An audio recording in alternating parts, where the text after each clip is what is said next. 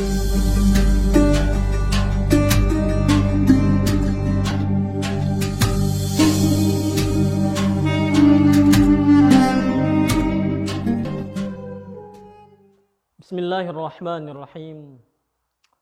Mari kita awali dengan berselawat kepada baginda Nabi Muhammad sallallahu alaihi wasallam. Salatullah salamullah ala taha rasulillah. Salatullah salamullah ala taha rasulillah. Salatullah salamullah ala yasin habibillah. Salatullah salamullah ala yasin habibillah. Salatullah salamullah. Assalamualaikum warahmatullahi wabarakatuh. Alhamdulillahi ala ni'matil iman wal islam. Salatan wa salaman ala habibina Muhammad sallallahu alaihi wasallam. Dewan Hakim yang arif lagi bijaksana, hadirin yang dirahmati Allah subhanahu wa ta'ala. Rasanya tiada kata yang pantas kita ucapkan atas segala macam nikmat yang telah Allah titipkan kepada diri kita. Di antara banyak nikmat, salah satunya nikmat pernafasan. Seorang manusia yang normal ketika bernapas dia membutuhkan dua, oksigen dan nitrogen. Seorang manusia normal dalam satu hari dia membutuhkan ribuan liter oksigen dan nitrogen, yang kalau kita jumlahkan dengan rupiah ratusan bahkan miliar rupiah. Semua itu hanya bisa terbalaskan rasanya dengan lafaz alhamdulillahirabbil alamin. Berselawat kepada baginda Nabi Muhammad sallallahu alaihi wasallam, manusia terbaik, contoh tauladan. Suatu ketika beliau berkumpul dengan para sahabat kemudian berkata, "Ana mushtaqun bi ikhwani." Aku rindu dengan saudara-saudaraku. Kemudian para sahabat bertanya, "Alasna bi ikhwanuka ya Rasulullah?" Bukankah kami ini saudara-saudaramu ya Rasulullah? Kata Nabi Muhammad sallallahu alaihi wasallam, "La, antum ashabi." Kalian adalah sahabat-sahabatku. Ikhwani humul ladzina lam yarawni walakinnahum yu'minuna bi. Saudara-saudaraku ialah mereka yang tidak pernah berjumpa dengan aku walakinnahum yu'minuna bi. Tapi mereka beriman kepadaku. Maka pantaslah rasanya kita ucapkan Allahumma salli ala sayyidina Muhammad wa ala ali sayyidina Muhammad. Dewan Hakim yang arif lagi bijaksana, hadirin dirahmati Allah subhanahu wa ta'ala. Berbicara masalah kemerdekaan Republik Indonesia, datanglah sang proklamator kemerdekaan Republik Indonesia, Insinyur Soekarno, kepada Kiai Haji Hashim Asy'ari, ulama besar, jebolan Masjidil Haram, murid langsung dari Syekh Mahfud At-Tirmizi, kemudian murid langsung dari pengarang kitab I'anatul Talibin.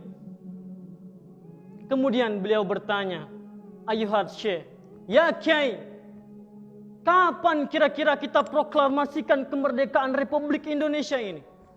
Kemudian kata Kiai Haji Hashim Asy'ari, "Kita proklamasikan kemerdekaan Republik Indonesia, yakni bertepatan dengan dua kemuliaan. Yang pertama ialah Sayyidul Ayyam, induk dari segala hari, yakni Yaumul Jumat, hari Jumat. Kemudian yang kedua, Sayyidus Suhur, induk dari segala bulan, yakni Syahrul Ramadan." Jadi 17 Agustus 1945 bertepatan dengan 1364 Hijriah. Inilah sejarah kemerdekaan yang hampir dilupakan atau tidak diketahui oleh anak-anak cucu kita. Mereka hanya tahu bahwa Indonesia merdeka pada tanggal 17 Agustus, tetapi mereka tidak tahu negara ini merdeka pada hari Jumat Sayyidul Ayyam. Negara ini merdeka pada bulan Ramadan Sayyidus Suhur. Inilah PR kita, hadirin. Kita kenalkan kepada anak-anak kita semuanya bagaimana perjuangan-perjuangan kemerdekaan Republik Indonesia. Mengapa hari Jumat? Kebiasaan kita malam Jumat membaca Yasin. Kebiasaan kita malam Jumat tahajud. Makanya di malam Jumat itu para pejuang berdoa kepada Allah Subhanahu wa taala, bermunajat kepada Allah Subhanahu wa taala, senantiasa berdoa, ya Allah, berikanlah kami kemudahan agar bisa memerdekakan negara kami, Kesatuan Republik Indonesia. Hal ini tercantum dalam Undang-Undang 1945 atas berkat rahmat Allah yang Maha Kuasa dan dengan didorongkan oleh keinginan luhur. Dewan Hakim yang arif lagi bijaksana.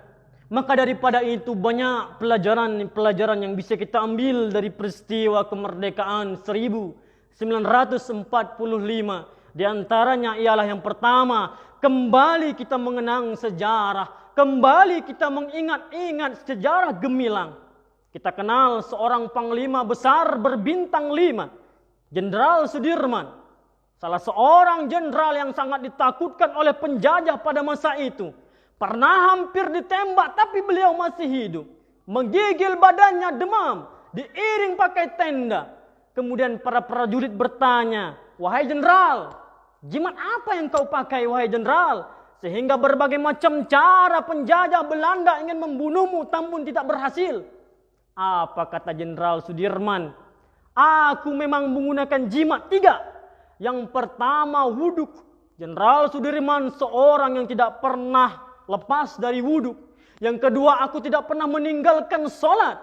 Yang ketiga, jimatku ialah mulut senantiasa berzikir kepada Allah Subhanahu wa ta'ala. Kita juga mengenal politikus ternama pada masa itu. Abdul Haris Nasution, Bung Hatta, dan lain sebagai macamnya.